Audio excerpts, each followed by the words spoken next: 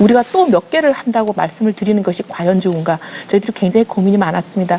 근데 몇 개라는 목표를 제시하다 보면은 어떤 어려움이 있냐면 그 몇 개에 집착하다 보면은 질이 좋은 일자리를 만드는 것보다 몇 개를 때우기 위해서 좀 보면 대충 부실한 일자리를 만드는 그런 경향이 있다는 걸 저희가 많이 이번에 반성을 하고 그래서 저희는 이번에 공약은 몇 개를 드리지 않고 정말 실질적으로 질 좋은 일자리를 만드는 구조 개선에 저희들이 방점을 두고 있습니다. 그리고 또 우리 노회찬 의원이 뭐라고 말씀하셨냐면 중소기업의 질 나쁜 일자리를 질 좋은 일자리로 만들기 위한 왜 공약은 없냐라고 말씀하셨는데 그건 저희는 경제민주화 편에 있습니다. 일자리 편에 있는 게 아니라 경제민주화 편에 이 대기업과 중소기업 간의 불공정한 거래 이런 것들을 모두 근절하기 위한 사내 근로자 하도급법에 대한 개정안도 있고 저희들이 공약이 굉장히 많이 자세하게 있습니다. 경제민주화가 어떻게 보면은 중소기업과 대기업의 그 잘못된 관행을 끊겠다는 것에 방점이 두어져 있다는 말씀을 드리겠습니다. 예. 계속 토론 이어갈까요? 제가 네, 말씀하십시오. 우선 지금 새누리당의 정책을 보면 국가가 무엇을 할 것인가에 대한 근본적인 성찰 이런 것들이 잘 보여지지 않습니다.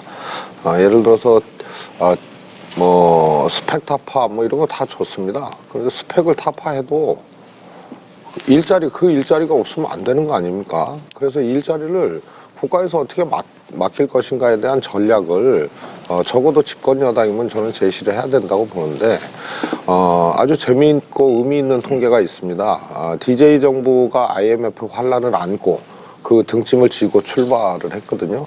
우리가 다 알고 있는 그 유명한 벤처 투자 이것으로 물론 망한 기업도 있고 돈 떼먹은 사람도 있습니다. 그러나 그때 축적된 IT 역량으로 지금 대한민국이 벌써 15년째 먹고 살고 있는 거거든요. 이 정부 들어서 정보통신부 과기부를 없애버렸습니다. 제가 대변인 시절에 토목부처만 몸집 늘리고 미래부처 첨단부처를 죽이냐 이런 문제 제기도 했습니다. 저는 그러한 국가적 책무 전략을 다하는 것으로부터 이런 이제 미시적인 공약 또 디테일한 공약들이 연결이 되는 게 맞다.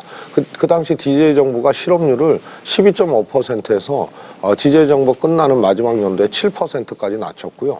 지금 실업률이 7에서 8% 그 이후로 개선되지 않고 쭉 유지되고 있는 것은 국가적 책무, 특히 집권 여당의 책무를 한번 봐야 될 부분이 아닌가 이런 생각이 들고요. 적어도 4대강 부분에 대해서는 저는 사과해야 된다고 봅니다.